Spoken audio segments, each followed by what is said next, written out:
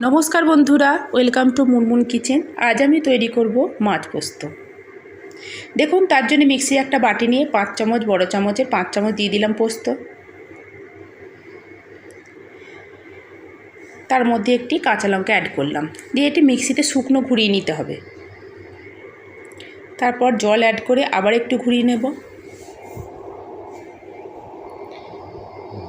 দেখুন, মাছ পোস্ত করার জন্য আমি নিয়েছি বড় সাইজে একটা টমেটো কুচি আর দুটো কাঁচা লঙ্কা, মিডিয়াম সাইজে দুটো পেঁয়াজ কুচি আর নুন হলুদ মাখানো মাছ। রান্নাটি খুবই সহজ। কড়াই দিয়ে দেবো সরষের তেল, বেশ খানিকটা সরষের তেল দিতে হবে। তেল গরম হয়ে গেলেই এর মধ্যে দিয়ে দেব নুন, কারণ নুন দিয়ে দিলে মাছগুলো কড়ার গায়ে লেগে যাবে না। দেখুন, মাছগুলো দিয়ে দিচ্ছি আমি।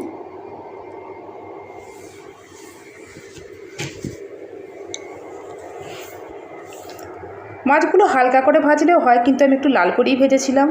আপনারা পারলে হালকা করেও ভেজে নিতে পারেন। দেখুন, মাছ ভাজা আমার হয়ে গেছে। মাছগুলো এবার তুলে নেব।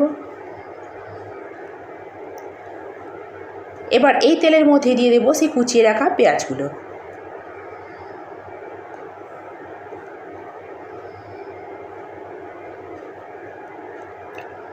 পেঁয়াজগুলো একটু নেড়ে নিয়ে দিয়ে দেব টমেটো কুচিটি।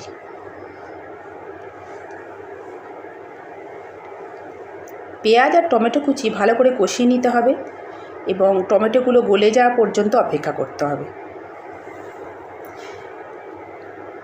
এই মাছ পোস্ত রান্না করা খুবই সোজা এবং বেশিক্ষণ রান্নাঘরে এই গরমের মধ্যে থাকতেও হয় না, তাই এই রান্নাটি করতে আমার ভীষণ ভালো লাগে। দেখুন, নেড়েচেড়ে আমি একটু কষিয়ে নিচ্ছি।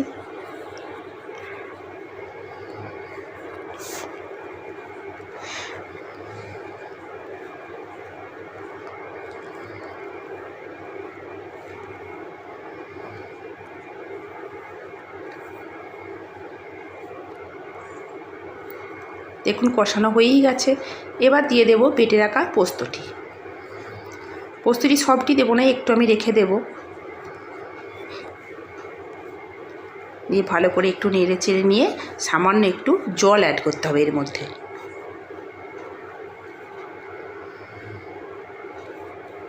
দিয়ে গ্যাসের ফ্লেমটি হাই রেখে এটি ফুটিয়ে নিতে হবে 2-4 মিনিটের মতো।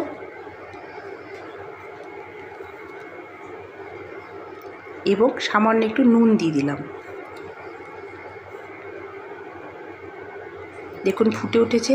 এবার দিয়ে দেব ভেজে রাখা মাছগুলো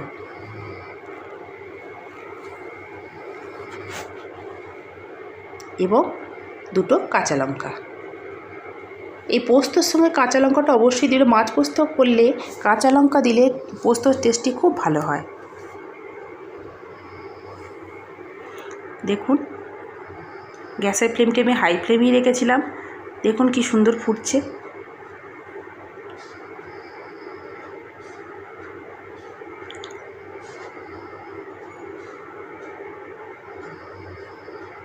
বেশ কিছুক্ষণ ফুটিয়ে নেওয়ার পর দিয়ে দেব খানিকটা কাঁচা সরষের তেল।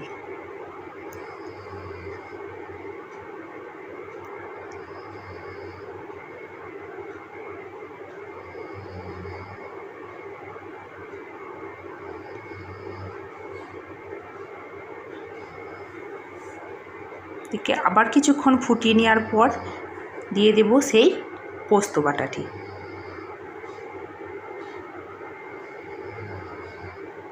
ব্যাস, তৈরি হয়ে গেল আমার মাছ পোস্ত।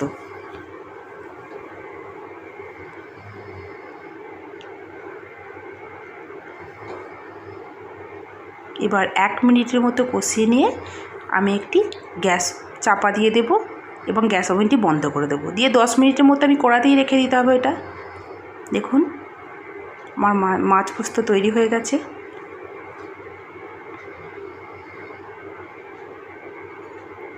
এবার একটি পাত্রে আমি এগুলো তুলে নেব।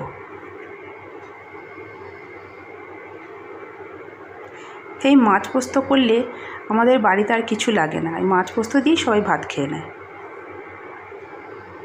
আমারও সুবিধা হয়, রান্নাঘরে বেশিক্ষণ থাকতে হয় না।